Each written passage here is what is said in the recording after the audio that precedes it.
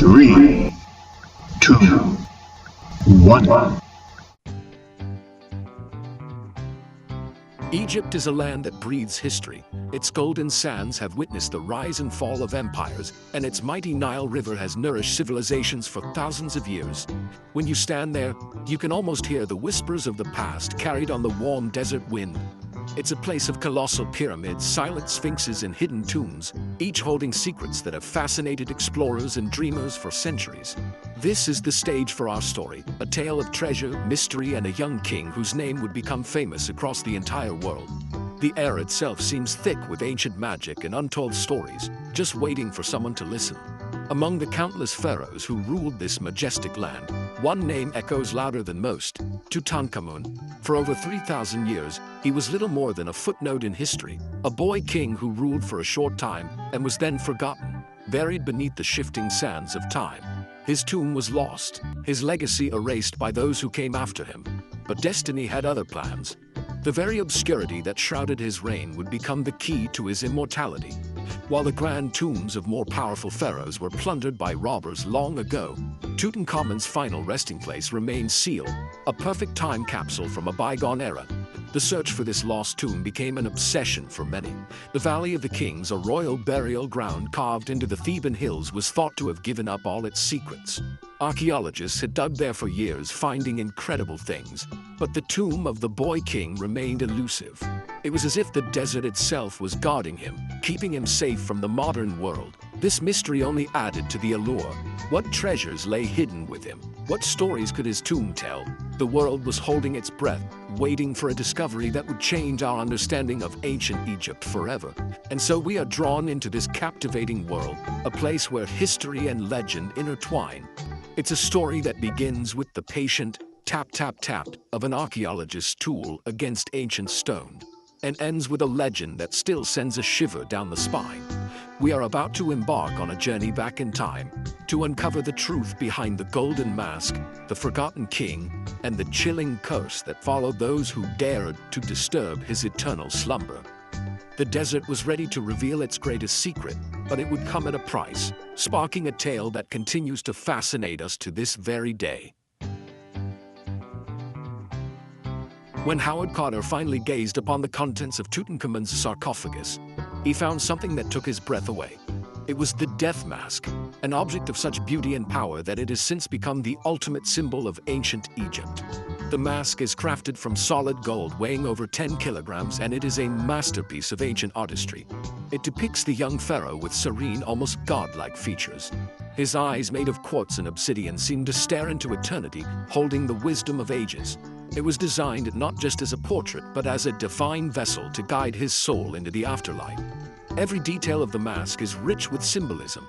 The pharaoh wears the traditional striped Nemes headdress, a symbol of royalty. On his brow are the vulture and the cobra, representing the goddesses of Upper and Lower Egypt, Nekhbet and Wadjet. These sacred animals were there to protect him from all harm on his perilous journey through the underworld. The false beard, braided and curved at the end, signifies his divinity, linking him to the great god Osiris, ruler of the afterlife.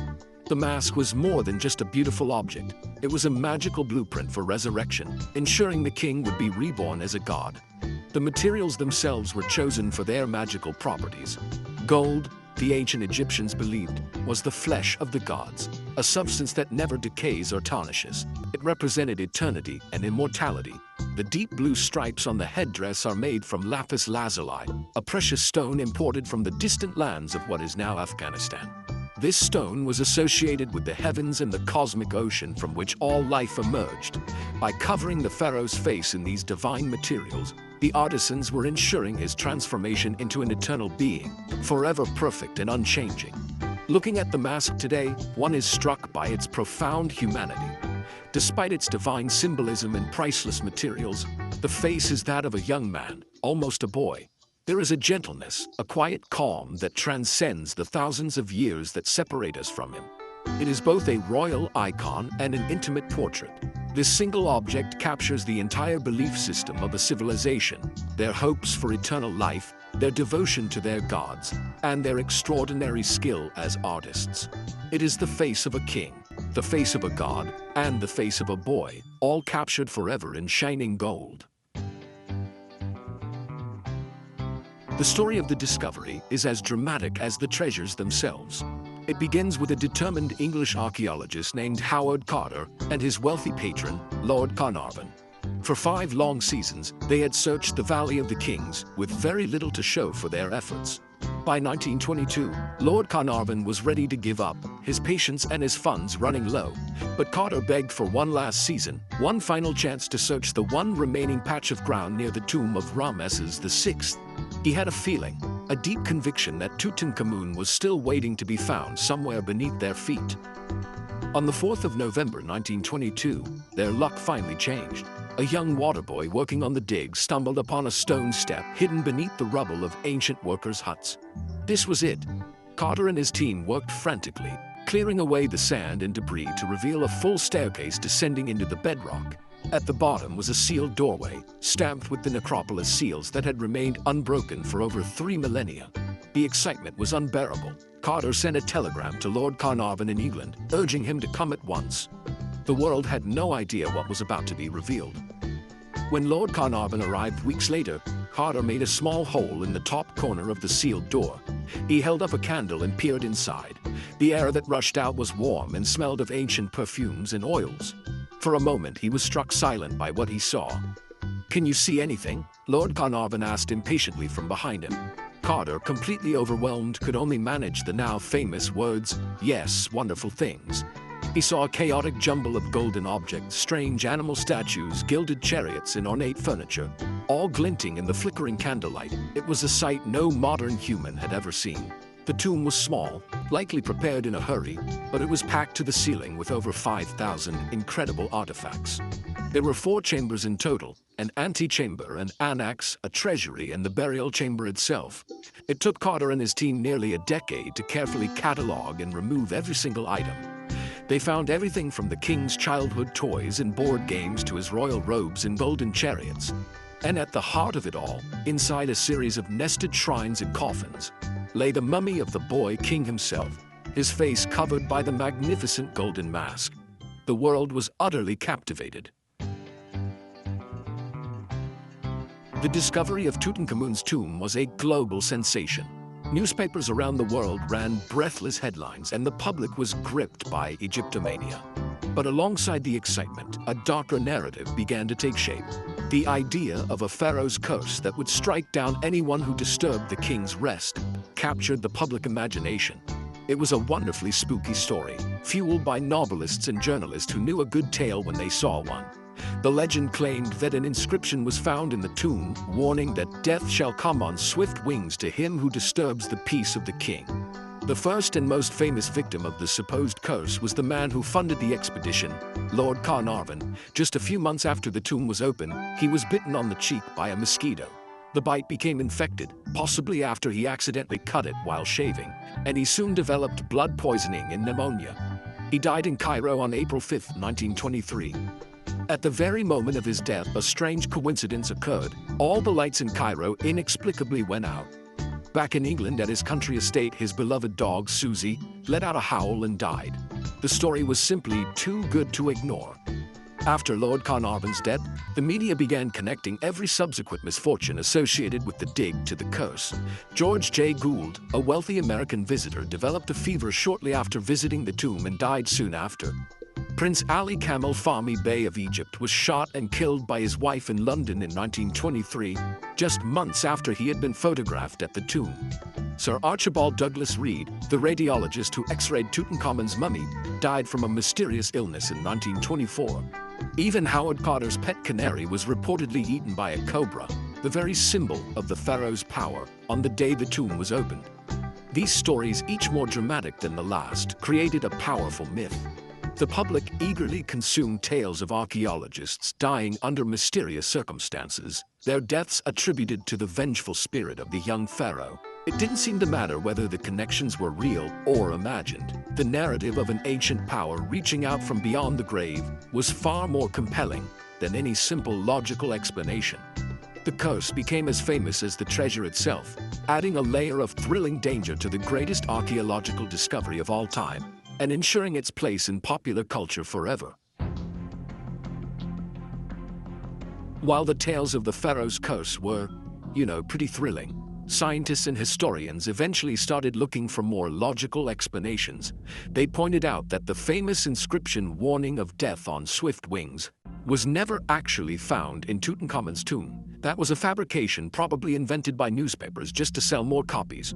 When researchers actually looked at the survival rates of those who entered the tomb, they found nothing unusual. Most of the people directly involved in the excavation, including Howard Carter himself, lived long and healthy lives. Carter died in 1939, a full 17 years after opening the tomb, at the age of 64 from lymphoma. So what about the deaths that did occur, like that of Lord Carnarvon? Well, modern science offers some pretty compelling theories. The tomb had been sealed for over 3,000 years, creating a perfect environment for dormant bacteria, mold, and fungi to grow. It's possible that some of these ancient pathogens were disturbed when the tomb was opened.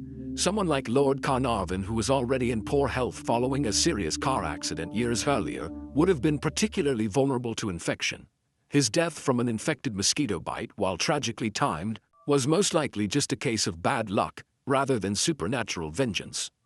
Other deaths attributed to the curse can also be explained through logic and probability. Of the 58 people present when the tomb and sarcophagus were opened, only 8 died within the following dozen years. The average age of death for this group was over 70, which was actually quite high for that era. Many of the supposed victims were already elderly or unwell when they visited the tomb. The connection to the curse was often stretched pretty thin. Some victims had only the most tenuous links to the excavation. The human mind is excellent at finding patterns, and in this case it connected unrelated events to create a fascinating but ultimately fictional story. In the end, the Curse of the Pharaohs is a powerful example of how myth can overshadow reality. The scientific explanation that a combination of toxic mold, pre-existing health conditions, and pure coincidence was at play just lacks the romantic horror of an ancient king's revenge. The story of the curse persists not because there's any real evidence for it, but because people want to believe it. It really speaks to our deep-seated respect for the dead and our fascination with the unknown. The curse is a legend, sure, but one that has helped keep the story of Tutankhamun alive and thrilling for generations. Beyond the golden treasures and the spooky legends lies the story of a real person, a young boy who became king of the most powerful empire on Earth. Tutankhamun ascended to the throne around the age of 9 in approximately 1332 BC. He inherited a kingdom in turmoil. His predecessor, Akhenaten, was a radical ruler who had upended centuries of religious tradition. Akhenaten had abandoned the pantheon of Egyptian gods in favor of worshipping a single deity, the sun disk, known as the Aten. This was a hugely unpopular move that really threw the country into chaos. Tutankhamun's most significant act as pharaoh was to reverse these changes.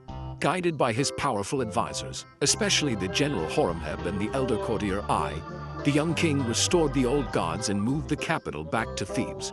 His birth name was Tutankhaten, meaning living image of the Aten, but he changed it to Tutankhamun, living image of Amun, to signal this return to tradition. This act was crucial for stabilizing the kingdom and placating the powerful priesthood of Amun-Ra. He wasn't a great warrior or a monumental builder, but he was the king who healed a divided nation. His life was short and likely plagued by health problems. Modern scientific analysis of his mummy using CT scans and DNA testing has revealed quite a lot about him. We know he was tall but frail, with a clubfoot that would have required him to walk with a cane.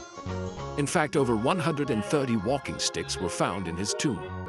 DNA evidence suggests that his parents were brother and sister, which was a common practice among Egyptian royalty to keep the bloodline pure, but one that often resulted in genetic health issues.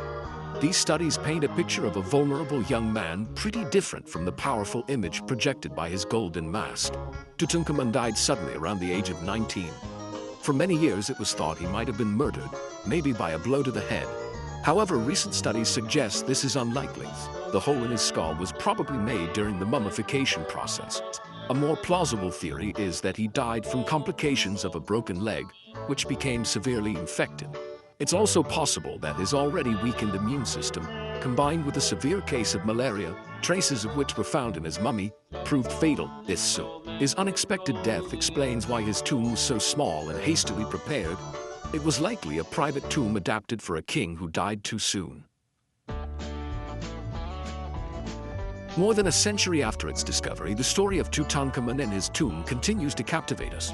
Why does this particular pharaoh, who was honestly pretty insignificant in his own time, hold such a powerful grip on our imagination? Well, part of the answer lies in the sheer splendor of the treasure. The discovery revealed a world of unimaginable wealth and artistry. The golden mask, the nested coffins, the gilded chariots, these objects provided a direct, tangible link to a distant past. They weren't just museum pieces, they were the personal belongings of a king, allowing us to feel a connection to him across 3,000 years. The timing of the discovery also played a crucial role. In the 1920s, a world weary from the First World War was hungry for wonder, glamour, and escapism. The opening of the tomb provided just that. The new technologies of mass media, newspapers, photography, and film broadcast the story across the globe in unprecedented detail. People could see the treasures for themselves, follow the daily progress of the excavation, and feel like they were part of the adventure. Tutankhamun became the first global media superstar of archaeology, a figure of romance and mystery for the modern age. Of course, the legend of the curse is a huge part of the enduring appeal. The story adds a thrilling layer of danger and the supernatural to what is already a fascinating historical account. It transforms the archaeologists from mere scientists into brave adventurers, defying an ancient power. The curse taps into a primal fear and respect for the dead and the sacred. It's a sensational tale that is easy to remember and exciting to retell. Even though we may know it's not true, the spooky possibility is what makes the story so irresistible and keeps it alive in books, films, and documentaries. Ultimately, Tutankhamun's fame is a perfect storm of history, beauty, and myth. He is famous precisely because he was forgotten. His tomb, sealed and complete, offers a unique, perfect window into the world of the pharaohs. It's a story with everything: a boy king, unimaginable treasure, a brilliant and determined archaeologist, and a deadly curse. It allows us to dream of discovery, to marvel at ancient genius, and to ponder the great mysteries of life and death. The golden mask is not just the face of a king, it's the face of history itself, staring back at us and inviting us to wonder.